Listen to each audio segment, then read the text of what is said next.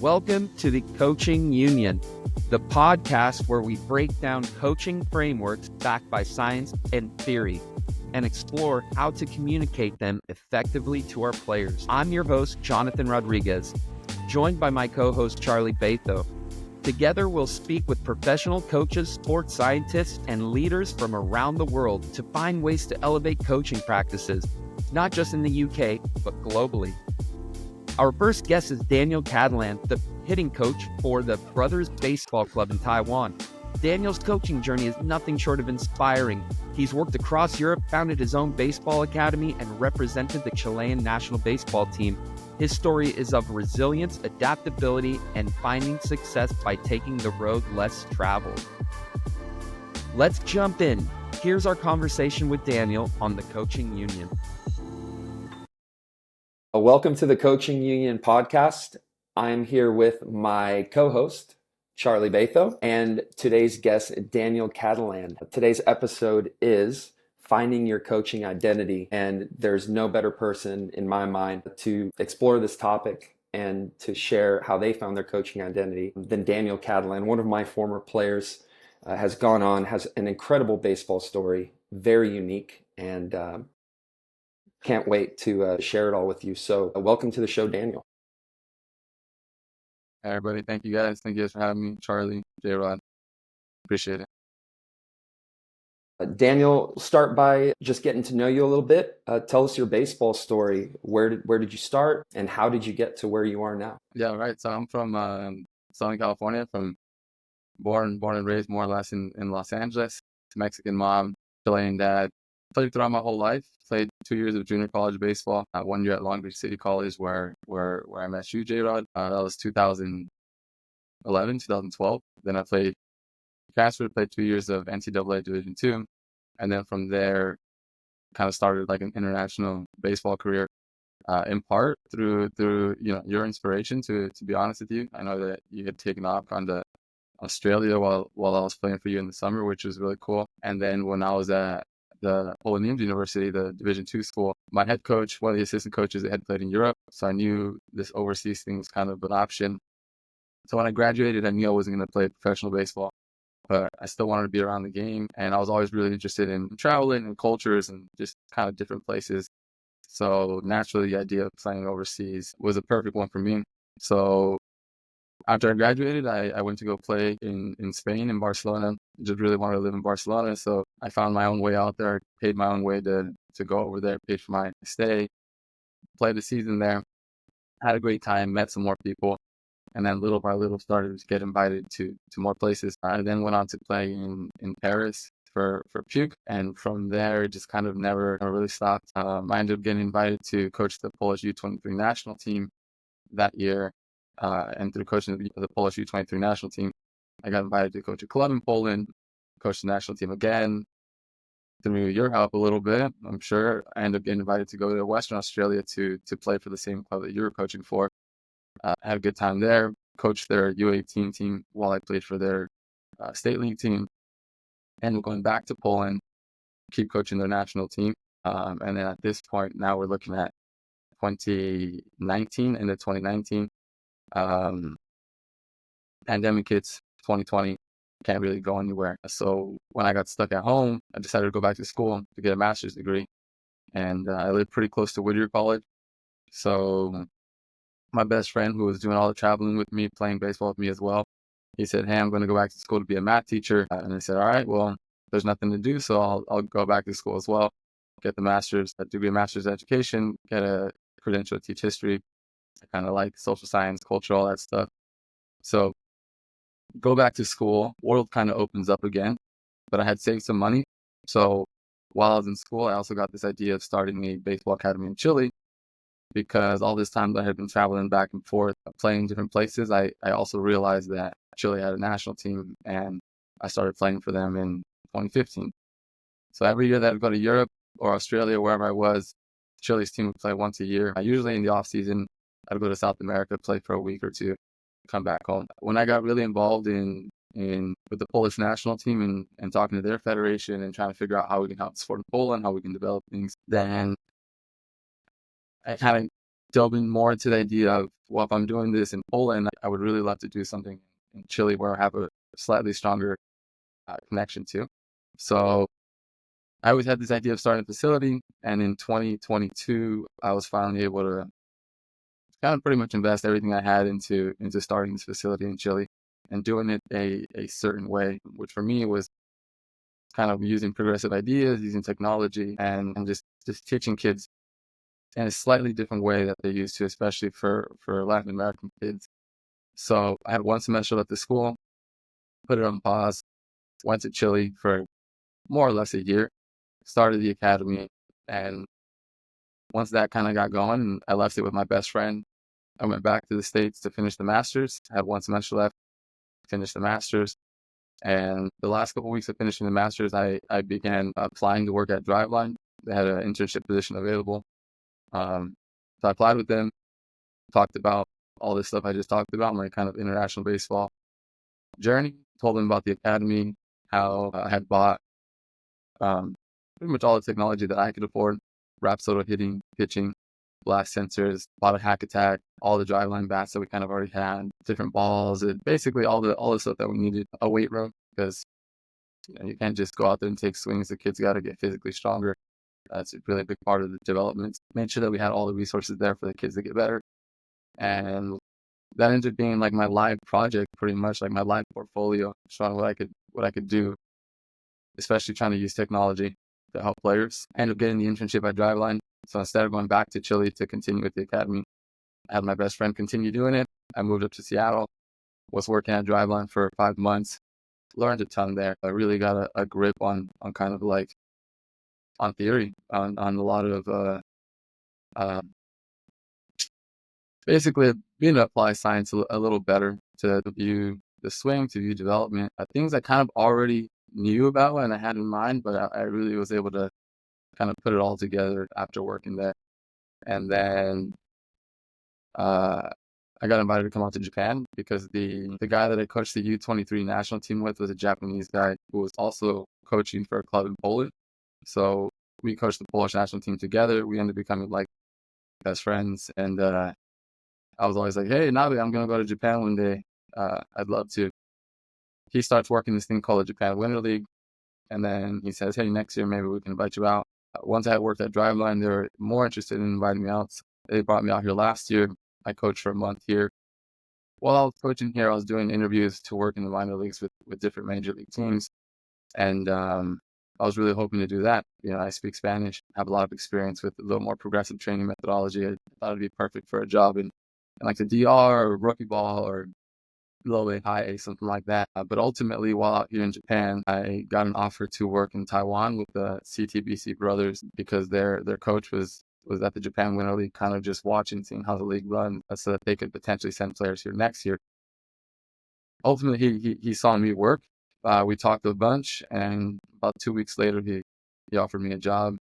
So instead of taking a job with an affiliate, going to the minor leagues, I ended up going to Taiwan, which was just a crazy, awesome experience, more than I thought. And that was just cool. I mean, just being in stadiums, 20,000 people, 30,000, 40,000 for some games, inside the newly constructed Taipei Dome, which is awesome. 120 games, just kind of had the whole professional season. It was just a trip for me, especially coming from where I come from. Yeah, ultimately we won the championship in Taiwan, which was just an awesome experience. The hitting did really well. So at least on my end, at least what kind of stressed me out, because just kind of hyper focused on how the hitting is doing. We did pretty well. Everybody was happy. The season, Taiwan series ended end of October, so we are in December. I feel like it just ended, and if I end up going back, I'd have to be there in about a month. So it's kind of a really quick turnaround in the professional baseball world. That something that was a big change for me, coming from playing, a whole bunch of years of Euroball or in Australia, to all of a sudden go into a 2-month long spring training, 120 games, playoffs, and everything. It's a lot of baseball, even for people who really, really love it. But I guess it's what I always worked for. So here we are. That's an incredible story. And well, first I want to say I want to confirm that, yes, it is what you've always worked for. Knowing you since 2012, I think it was the season when you played at City, played for the Legends in 2012, 2013. You were part of the original team, and you were always so curious and you were always so passionate about traveling. So first, I want to say I'm proud of you, man. That is an incredible story, baseball story, a very unique one. So I've got Barcelona, Paris, Poland, Western Australia, Masters and assistant baseball coach at Whittier College, a Division III, just outside of LA. Chile, national team, academy. You built your own academy there as well. Working at Driveline, Japan Winter League, and the CTBC brothers in the CPBL. Did I miss anything? I think that's it. That's about all of it. And Unbelievable, man. I appreciate it. And again, I just want to say, you're definitely a huge inspiration for me when I was 19, 20 years old. So thanks for kind of opening up that idea for me. It's my pleasure, man. But you've always had that curiosity, that drive, and that's what we kind of want to dive into a little bit more here. Charlie, what do you got? I'm going to throw it to you. Yeah, I mean, first blown away with just my brain's just instantly sort of built a CV for you there in my head, and it'd be an impressive document to just look at. That's crazy. I suppose something that you in story mode made sound really seamless was that sort of transition into becoming first and foremost a coach. Firstly, was it as seamless as laid out in the story? And secondly, I guess how did that decision come about? What was the mental moment like? Was it one big watershed moment? Was it a lot of different motivations? Or how did you make that transition? For sure. I think I've always been interested in coaching ultimately just because it's something that's kind of come natural. I mean, I think just teaching in general. When I was younger, I'd be teaching other kids how to play just for fun, or maybe just have somebody to play with. When I got through high school, I didn't really play travel ball, so couldn't afford a lot of stuff. So I would just get groups of friends together and we'd just pay for a tournament and play as a random team.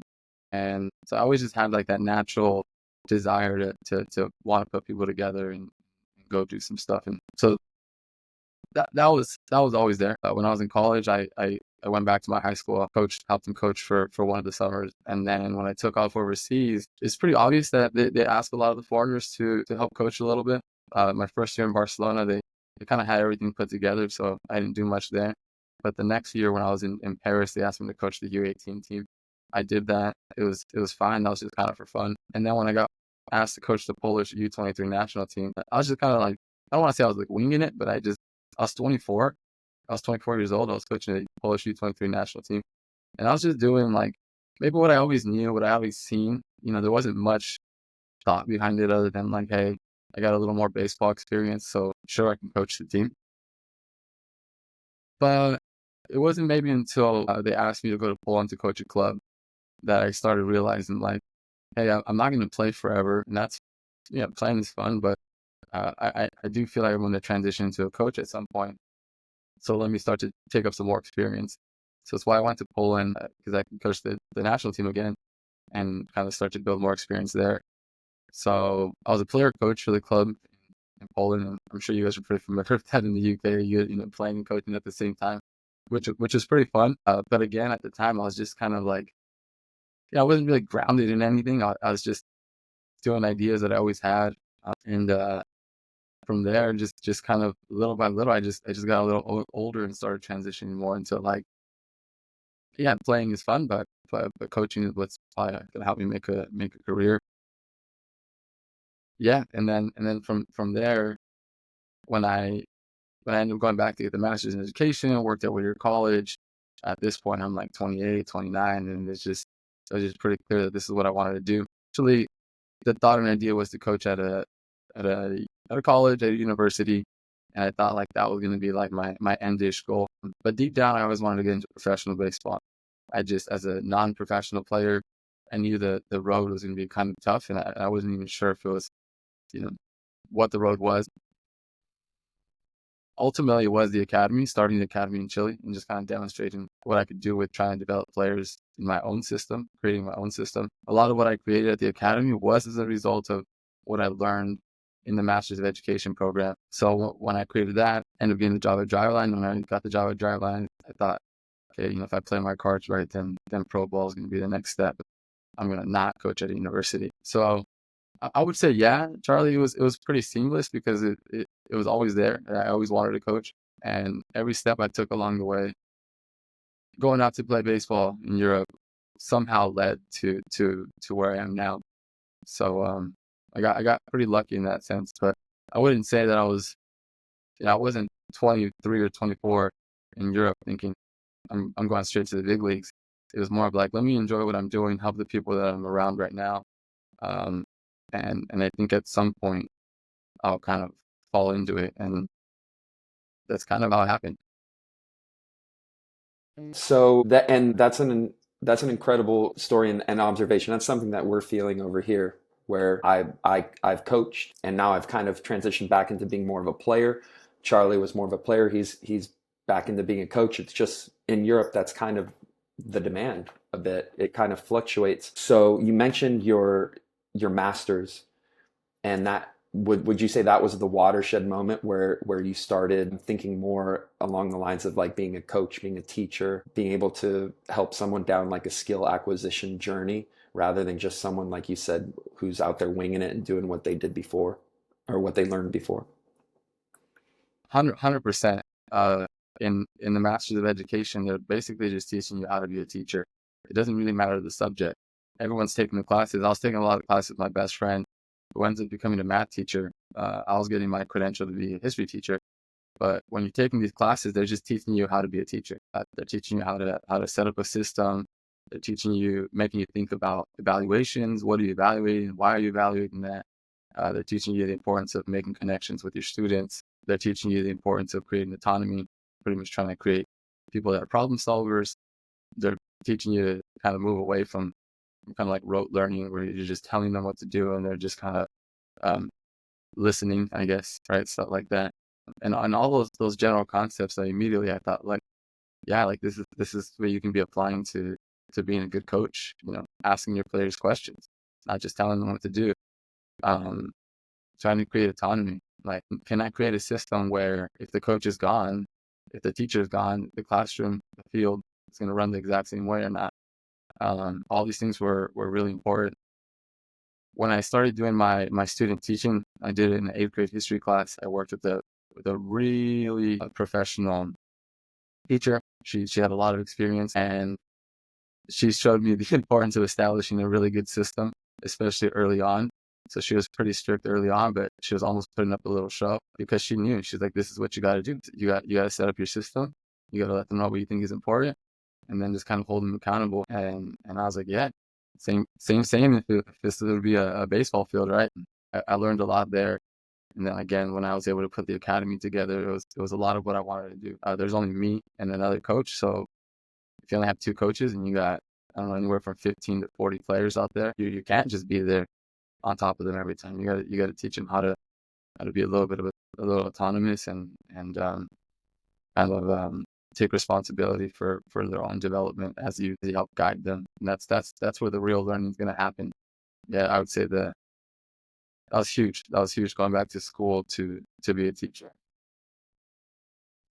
Yeah, I mean, what's really interesting there is you find yourself 24 years old coaching a U23 team, only a year out from actually qualifying to play for that team, not nationally, but obviously age-wise. And then 28, you find yourself so much further down the line educationally. I imagine, human being-wise, just from my own development, presume you probably felt more well-rounded at the age of 28 coming out of that. How do you reflect on 24-year-old you versus 28-year-old yourself in that journey? How would you have done that team differently with the new knowledge? Yeah, I think at 24, I was just doing it through passion. Again, maybe through things I just kind of already knew. I wasn't really I wasn't being too critical of what I was doing. I wasn't really maybe analyzing my own coaching. I wasn't evaluating my own coaching, which is something that they really talk about in teacher school, being able to kind of evaluate what you're doing. And I wasn't doing that at the time. I was just going out there and just I don't know. Again, just doing it how I thought it was always done. Now I'm 32 now. I think once everything kind of shut down and I couldn't go anywhere, and I really shifted my sights towards something else. Maybe a brain started to develop a little more. I'm not too sure, but I have a way different feeling and perspective on it now. If I could coach the U23 national team again, I would do it way different. That's for sure. What's that number one thing that you'd put back into that team? I think like my personality, the energy I bring with all that, I would keep it exactly the same. I think the most important thing is to be genuine. You don't need to be fake about it. So nothing would particularly change with who I am as a person. I would probably just be talking a little different in terms of coaching the players. Like if I'm talking hitting, conceptually, like maybe end goal wise, it would stay the same because I always kind of have the same conceptual idea of what we wanted to do. But I would help get them there a lot better. I think my pregame would be better. The way the guys warm up to hit would be better. I'd probably be a little more organized. I think I would be a little, at the time I wasn't trying to boss them around. I was just a year older than them, so I still had to maintain a good relationship with them. I wasn't going to pretend that I was 34 when I was 24. Now there's a bigger age gap, so obviously the vibe would be slightly different. But I would say I'd still bring the same passion. I'd still generally teach the same stuff. I would just, maybe I'd have a better way to teach it now, for sure. Caddy, you mentioned about autonomy. It sounds like reflection, things of that nature. It sounds like there's some systems and principles that you kind of live by or coach by these days. Is there like a Mount Rushmore of theory that you have, or any systems that you that are the backbone of your coaching practice? Man, all right. I don't know if there's maybe like one in particular. I think there's a few different ideas for sure. Oh, man, how could I put this without, in terms of skill acquisition, when we're talking about how we're teaching hitters to acquire skill or just any other position, I'm really like hyper focused on hitting because that's my job at the moment. Yeah, go for it, man. So go for it. Yeah. So one of the big things with hitting, and it's not something that we particularly talk about at Driveline, but okay, I would say for the most part, yeah, we should use some data. We should have some information. There's a lot of technology available to give you a lot of information.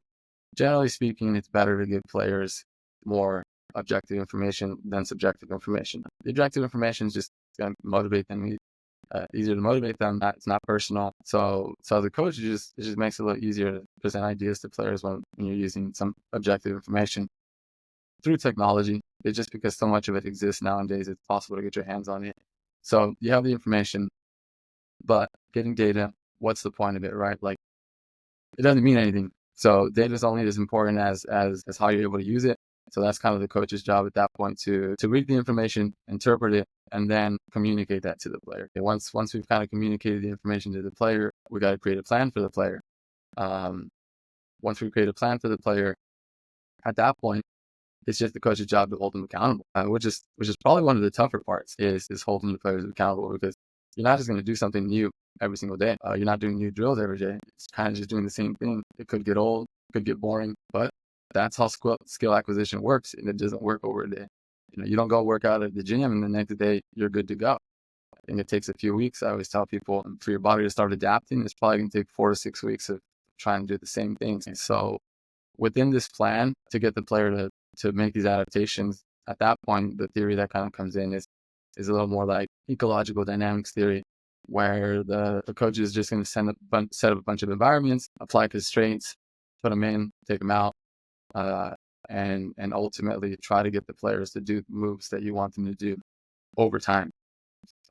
So we do these things, create these environments, hold them accountable over time, and then eventually we're going to use the same technology that we used before to retest them and see if any improvements were made in any of the areas that we talked about. And if we can repeat this process more or less, it's probably the best process for development. Tough to do if you just coach a national team for a week, right, and you're just traveling with them. That's not the case there. But I'm talking about, for working with players long term in an academy or on a professional team or just anywhere where you're seeing the players pretty regularly, you can start to create these things. And And within this process, you're also educating the players a ton, so they know exactly what's going on. And over time, you just end up kind of guiding them, maybe adjusting the environment, adjusting the constraints, bringing in new implements, bringing in new tools. But the cool part begins when the players themselves start to take responsibility for it, and they start feeling it, coaching themselves, telling you what they're doing, and you're just there like, yep, that's it. And just kind of you're evaluating it, making some small changes, and just let it go. So you find yourself in Chile. Obviously, someone who's grown up in California, huge hub for baseball. Obviously, it's ingrained in California culture. It's ingrained in you. You carry that with you. You find yourself everywhere that you've probably been, quite possibly the lowest baseball environment as a place, potentially, in a lot of different ways, in terms of the infrastructure of the sport. Firstly, the thing that jumps out is that might be the most similar time in your career to what we experience in Britain. Second, I guess, firstly, what is that like for a baseball obsessed person, for yourself, trying to build a baseball culture without that infrastructure, without that general passion, particularly for someone who's grown up in California, where I imagine you can't go 5 minutes in Cali without seeing at least a Dodgers jersey, at least some sort of relic of baseball. For sure. Chile's a pretty unique place. I would say it's, in terms of their baseball, pretty similar to what's going on in European baseball. It's a developing country in the baseball sense. When I got there, the country was preparing for the Pan American Games. So there was a field, and they took it down because they were constructing a whole new sports complex. So there was no field. There hasn't been a baseball field in Santiago for years now. They ended up building a field for the Pan American Games, but when the games were over, they took it down. So currently in Santiago, which is where the majority of the people that play baseball live, there is no baseball field. There's a league that created the baseball field out of a soccer field. Dimensions are really funky, tough to play like real games, but they do it because people are really passionate about it and they're trying to play. But there's more or less zero baseball infrastructure there. No indoor facilities, that's for sure. And then definitely nobody who's using any sort of technology with the focus of developing players. Everything there is either like Little League, kids are just playing games, or some adults that are playing games, but no one's really interested in like a long-term goal, long-term vision for what baseball should be there. So I went and opened the academy. It's a warehouse which is pretty big. We're kind of like 25 meters by like, I don't know, maybe like 30. Have enough for like three cages. It's pretty big. So that was a big step in opening up the place in terms of infrastructure. In terms of culture, almost everybody who plays baseball in Chile right now is Venezuelan. So the Venezuelans always have a long history with baseball. They play it. They're passionate about it. So it's there. I'm not particularly teaching Chilean kids to play, which is what I would like. And we do have some Chilean kids, but the majority of the kids are Venezuelan. And at this point, a lot of them have lived in Chile 7, 8, 9 years and will one day get their Chilean passports. And many of them will play for the national team in the future. But again, there's still no infrastructure. One of the bigger things I was up against was maybe Latin American baseball culture, in that the Venezuelan culture, the way they know baseball is about kind of like these kids trying to sign when they're 16, them being hyper focused on this when they're 13, 14. Everyone kind of looking for a ticket. And Chile, it's just not set up like that. Like Chile's a little better way off economically. Kids can't just drop out of school. There's a lot of things that are different in Chile than in Venezuela. But oftentimes people would come and be like, hey, like, do you have a plan for my kid to get signed? Like, what's the road? It's like, he's 9 years old and picking his nose right now. I don't know what to tell you, like maybe just come train. And if they're good enough over time, like some of those things just happen naturally. But that's kind of the big thing there, which we had to kind of break down and let them know that we're not here to do that. We're just here to help kids get better. If the kid happens to be good enough, we can help them go somewhere. I'm like, but let's think college, let's think overseas, and if they happen to be someone that can sign, that'll happen. To this day, nobody is signed, right? It's just really hard. So that was one of the big things we had passed. The other thing was I was trying to introduce technology, and conceptually, people didn't have any idea of this.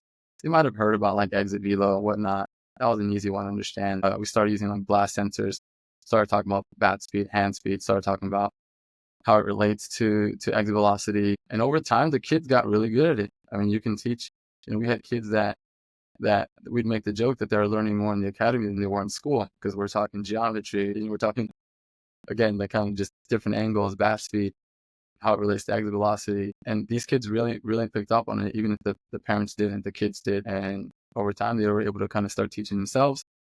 But the parents would trip out a little bit. They're like, oh, aren't you going to help correct my kid? And it's like, we are correcting them, even if we're not standing over them, correcting them after every swing. This environment is designed for them to get better over time, and us letting them go a little bit because of what we set up is going to make them better. But conceptually, that was really tough for them to understand. And we lost, and still to this day, continue to lose kids, not have kids, because sometimes they think that we're not like teaching them mechanics, or we're not teaching them this or that, but just because we're not military style on top of them correcting every swing, because that's just not what I'm trying to do, because that's not the most effective system. But trying to get past that was probably one of the tougher things, I think. Yeah, there was the infrastructure problem, but there was also a cultural difference.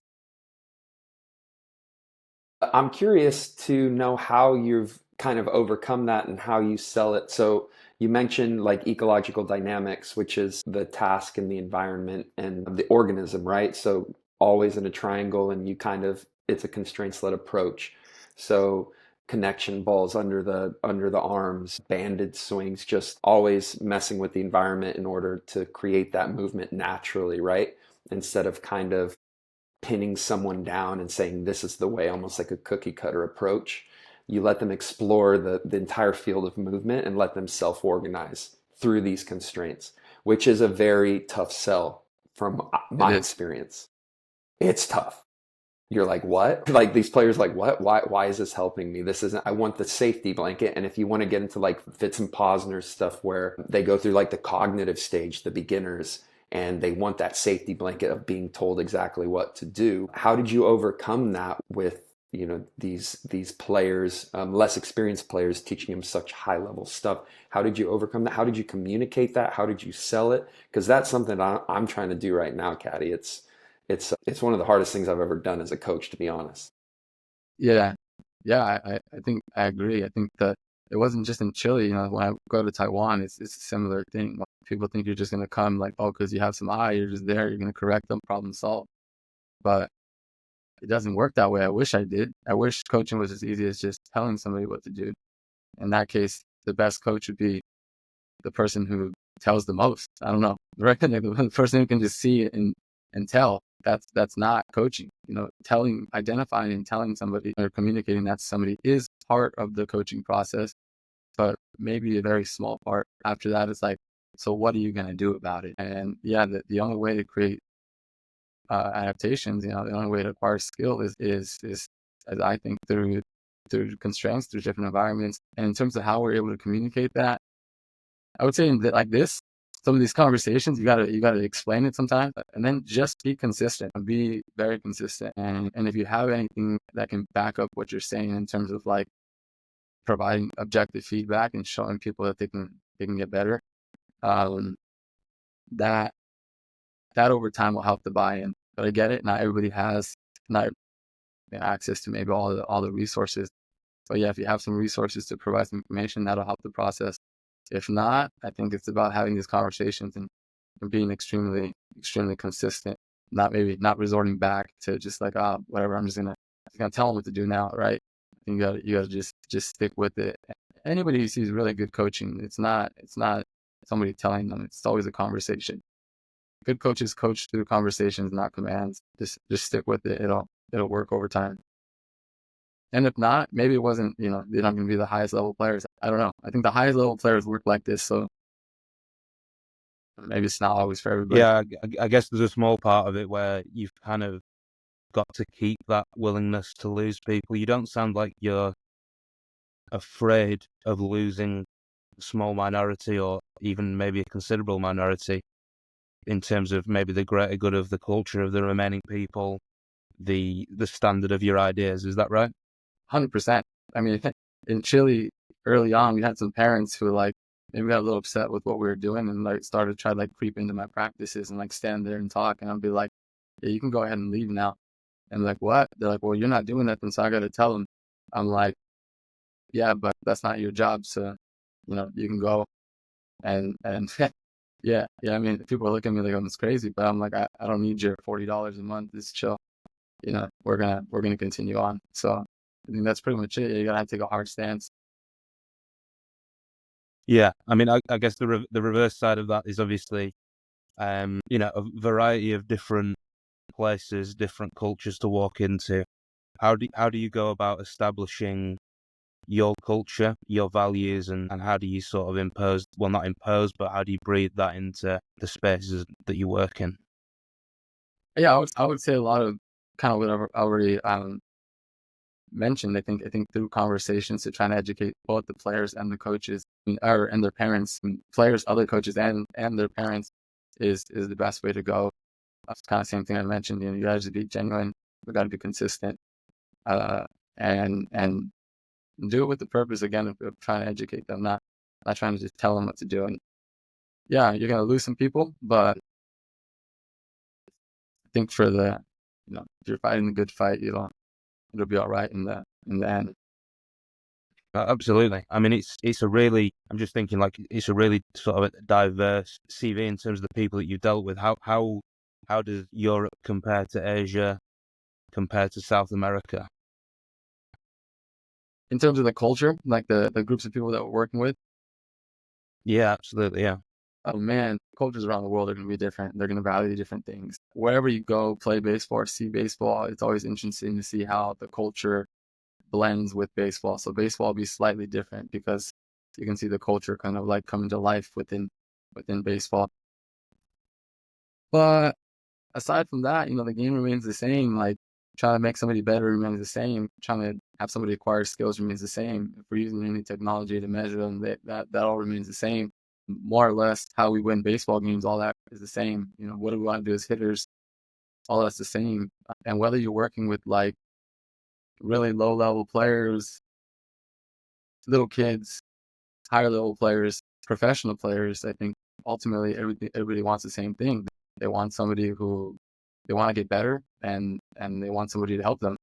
It doesn't matter if you're a 36-year-old on $1 million contract or you're a 16-year-old. They want someone who is there and cares for them getting better and is going to help them. Is going to communicate with them. So that's the interesting part. You be a professional player making millions of dollars, but yeah, you still want a little bit of help. Maybe you don't want help from everybody, but from the right people, you still want a little bit of help.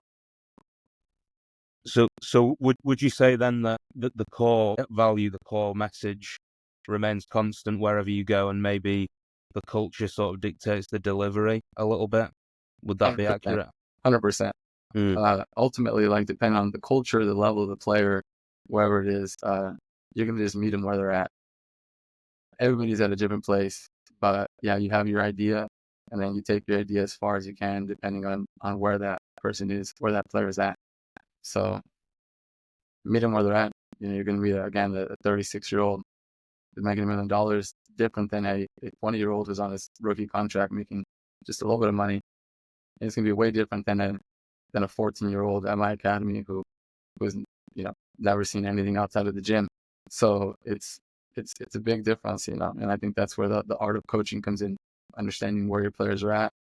And then, I have my message. I'm going to be consistent with that, but I'm not going to shoot it the same at everybody. It's like, Exactly. where am I going to meet this player with my message? And that you hit the nail on the head. It is an art, and it may or may not affect my next question that I had lined up for you, but I just want to be mindful. This is all great stuff. We've gotten into the psychological and social side of things, and this is where, for me, it's where the gold is at, because the psychological, social drives the technical and tactical and physical, in my opinion, and through my experience. But I want to be mindful that we are in the room with a professional hitting coach in professional baseball. So for the viewers, we have to get into some technical and tactical stuff. I'd like to know what you're looking for in a hitter. Let's put you in a hypothetical situation where you're in England, you're looking at 16-year-olds You take over a team of 16-year-olds. What are some things that you're looking for in them that you can identify in good hitters? And then what would be the first few things that you're looking to develop? Being mindful that you just said that you got to meet every individual where they're at. What are some generalized things that you look for? Yeah, so I would say first we got to understand maybe what our goal is as hitters. Typically, I try to keep it pretty simple. I think the goal is to try to hit the ball hard consistently to favorable parts of the field. That just kind of means like angle, direction, up, down, left, and right. Hit the ball to parts where there's hits. Obviously, if you hit a ball, somewhere between, I don't know, 10, 15 degrees launch angle wise, it's obviously a line drive and really likely to go for a hit. If you hit the ball hard, more likely to go for a hit. If you hit the ball into the gaps, more likely to go for a hit, right? So just try to hit it hard, consistently, favorable parts of the field, up, down, left, right. That's just a general goal. How we do that is a little more complicated, and we can kind of get into it. But ultimately, yeah, we want to move fast. We want to be good movers. We want to be able to rotate quickly, transfer energy, deliver that to the ball, be on plane. The transfer of energy is to kind of hit it hard. The being on plane is it's going to give you some consistency, and it's also going to let you hit it at certain angles as opposed to other angles. So more or less, I would say that's the goal with everybody, whether you're a pro player or a 16-year-old, or maybe even more important if you're a 10-year-old, to really encourage them to try to hit the ball hard, move fast, especially when the body's developing. We don't want kids to develop into being slow movers, because then it's really hard to make them into fast movers. So if we can wake up the central nervous system early, even better. I think that's more important than anything that we can talk about, like mechanically. Just intention. What are you trying to do? Because ultimately, intentions influence actions. So intentions influence movements. So keep that intention high. Keep that intention on the goal. Hit the ball hard, consistently, favorable parts of the field. I think we can keep it there as coaches, and we don't even have to talk about mechanics or anything. Just, is your player hitting it hard? Are they hitting it where you want them to hit it? That's perfect. You don't need anything for that. You just need your eyes and see where the ball's going, kind of see how it's spinning, and either say, yeah, that was good, or hit it higher, hit it lower, try to catch the backspin, whatever it might be, right? We can just keep it pretty simple there. If we want to dive into mechanics from there, which are important because mechanics is what helps us transfer the energy, I would say I generally break down mechanics. What I do in the simplest form, I would break it down as like, try to pay attention to how the player is using the ground. I think that's maybe a little ambiguous. We can dive into it a little deeper, but how are they using the ground? How are they rotating their pelvis and their torso? So the bigger segments of the body. So how and when, also the timing of it. And then how those things are influencing the upper extremities, the arms, the hands, the bat, ultimately the bat path. So how that's affecting the bat path, and then how bat path is affecting how they're hitting the ball, which is what we should have been paying attention to in the first place. And so that kind of just ties it right back into it. A lot of details there that we could talk about forever, but I would say more or less that's it. Let's pay attention to ball flight mainly. If we have information, something else like blasting, we're looking at some bad information, that's sick as well. That'd be super cool. But then from there, yeah, how do they use the ground? How do they turn the bigger segments of the body, pelvis and torso? How does that affect bat path? How does bat path affect ball flight? And we just go back to the beginning.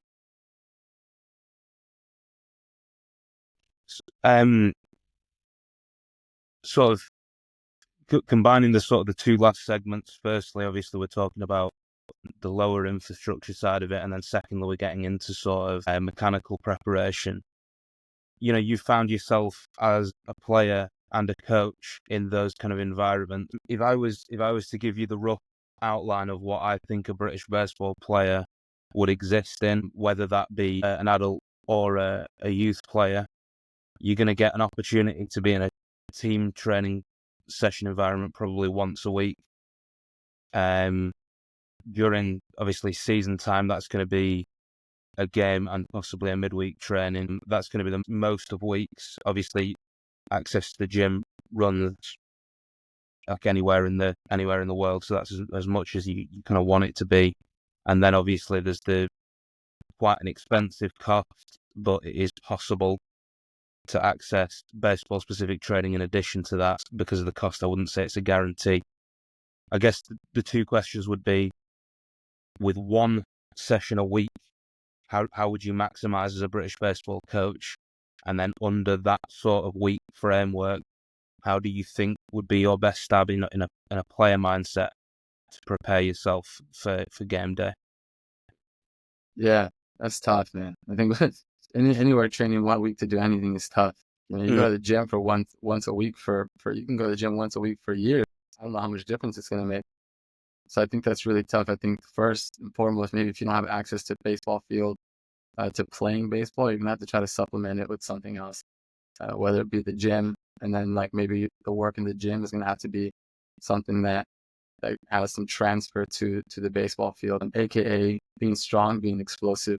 So if your gym work is working on being strong and explosive, that works. If you're just going to work out like a bodybuilder, better than nothing, but it's not going to quite work as well, because baseball is an explosive movement. And ultimately, I think that's what you're missing out. Like if you're only training once a week, and you're only really waking up your central nervous system to take some swings once a week.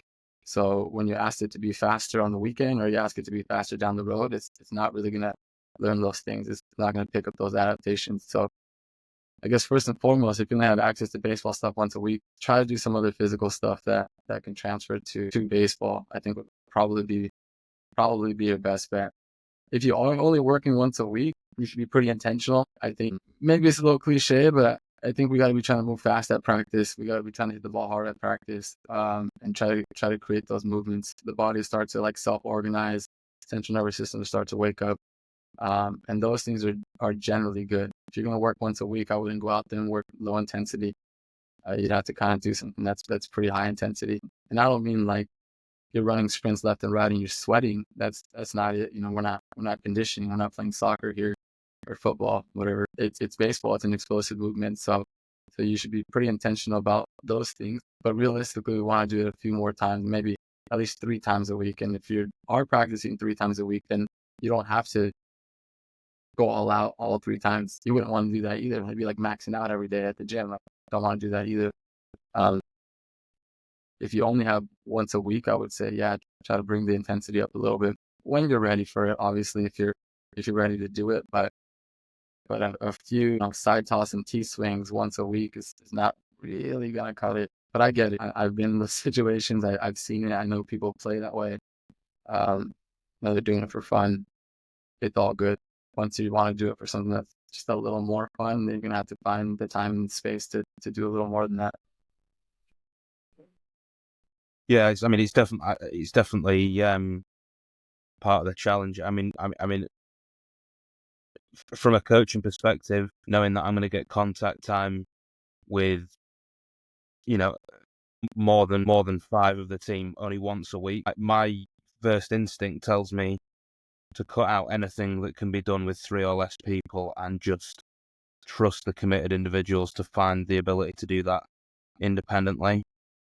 So I'm asking pitchers to find another date and another facility to throw midweek pens if possible. I'm focusing on things where we need the environment.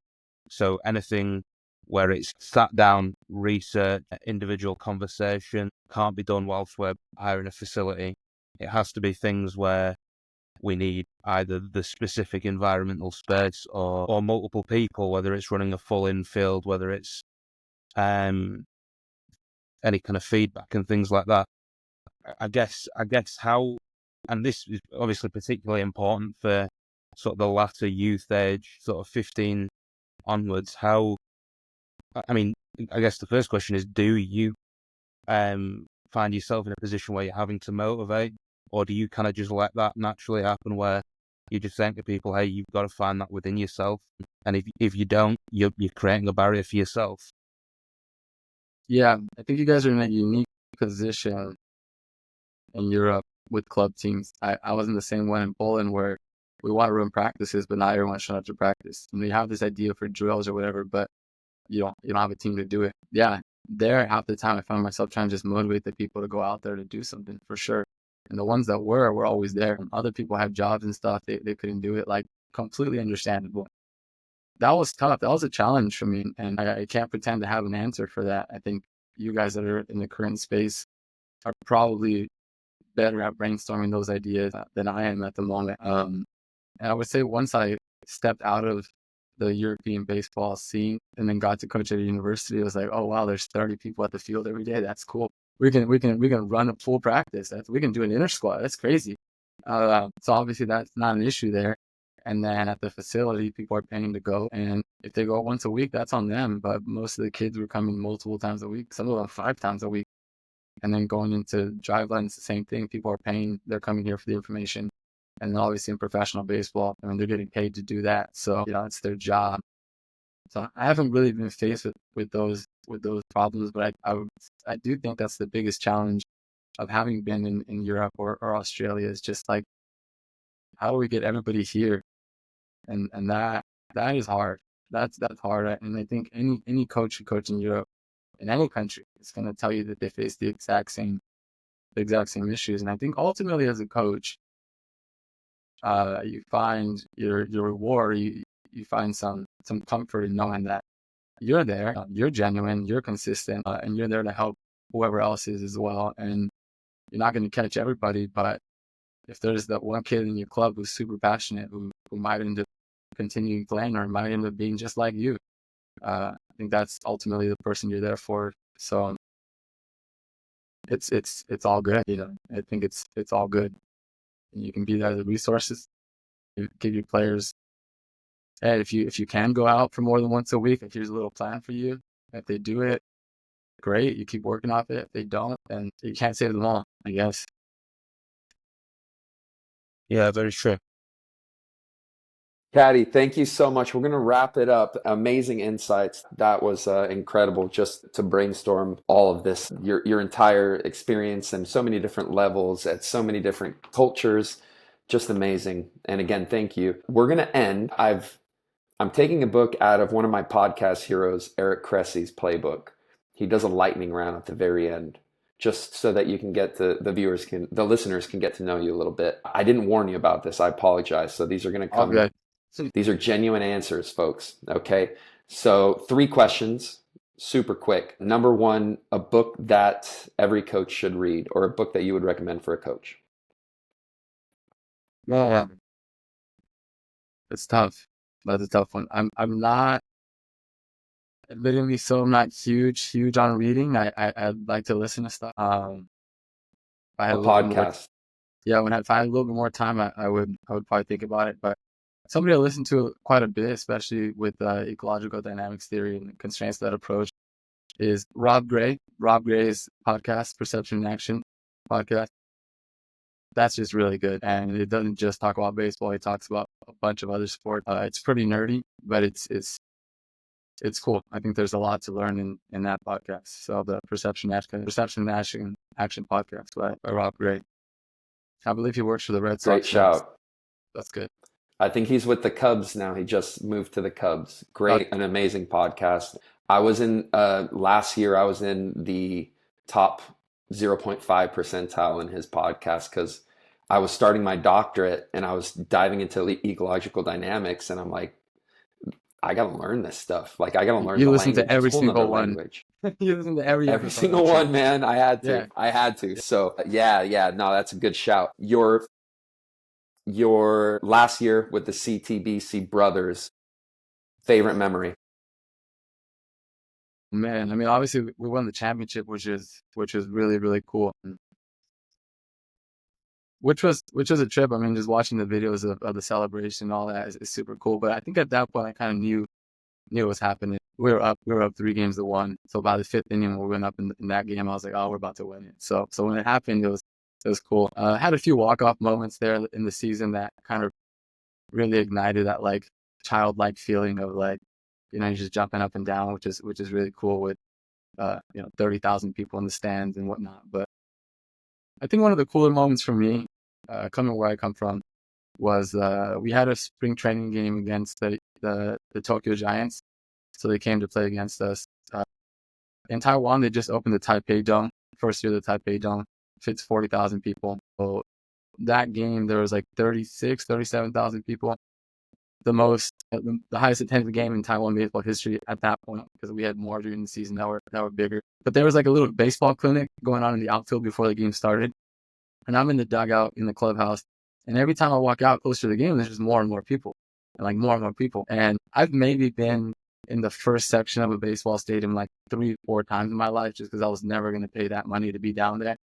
So the first time I had ever been really down in the stadium with that many people was, now I'm a coach and I'm in the dugout. They were doing like a little baseball clinic and fans were already there. And I remember asking one of the translators, like, is it cool if I go out to the outfield and just say hi to the little kids? And they're like, oh yeah, you can go out there. But really it was just for me to walk from the dugout to center field and then just kind of like look around the stadium and just kind of see what's going on. And for me, I was just really tripping out. Like I'd never been anything like that. And I don't want to let anybody know because like, it's like everyone's in professional baseball. They've been doing that. But I was just really reflecting back on like, how did I end up here? What happened? And that was really cool for me. And somebody asked me like, did you lose it over time? Like, did you just get used to it? And like, in some ways, yeah, by the 10th time there's 40,000 people in the stadium, it just becomes noise. It really does. But that first time was just really cool. Yeah. I mean, just thinking about it makes me kind of happy. That's amazing, man. And I'm just fired up that you got to experience that, dude. That's amazing. Last question. I'm going to put you on the spot here. Hopefully you don't disappoint anyone. You don't cause any turmoil. You've been around, and I've seen your travels. Favorite European city? Oof. I always say Barcelona. It was the first place I went to. It's got just about everything there. Good vibe, good energy. You got the water, you got some mountains. If you want to go out, good nightlife. It's pretty cool. I haven't been there in years though. I was there when I was 23. I don't know if I'd feel the same way. I'm 32 now. I think more or less it's cool. It's a cool place. I lived in Paris too. Paris was okay, but Barcelona was better. But overall, I always tell people I liked Poland the best. I made my most friends there. Got to learn a bit of the language, loved the food. So I spent a lot of time there. So I'd say overall, I like Poland. But one city, Barcelona. Not a bad shout. I was just there a few weeks ago, and as a 38-year-old, yes, it's still enjoyable. I'm sure you would enjoy it. They fixed the stadium. They fixed the stadium too, which is really cool. Yeah, it's beautiful. It's all it was down surreal now. being there. Yeah. The The stadium was really nice. It was cool. I used to walk up the hill to get to that stadium every day. It's a trip, man. It's a trip. When I was there the first year, I didn't think that 10 years later I'd still be doing it.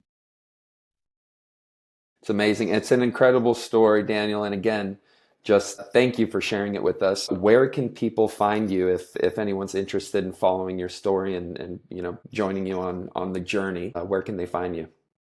Yeah, I got a baseball Instagram, which is Daniel Catalán baseball in Spanish, BEISBOL. So Daniel Catalán baseball. And then you can follow me on there. I usually just post different baseball stuff on there on my stories or on Twitter. I think it's d.catalan. Don't post too much on Twitter, but I do like going on there, seeing what people have to say. A lot of baseball talk on there, and that can go all over the place. So I wouldn't necessarily give anybody any recommendation to go on there just to follow random stuff. But I would say Instagram or Twitter. And anyone ever has any questions, I'm always down to answer questions. It doesn't bother me. That's awesome. Thank you, Daniel. And Charlie, thank you for being with us. Appreciate it. And Thank you, guys. Care. J-Ron, Charlie, nice to meet you. Thank you very much.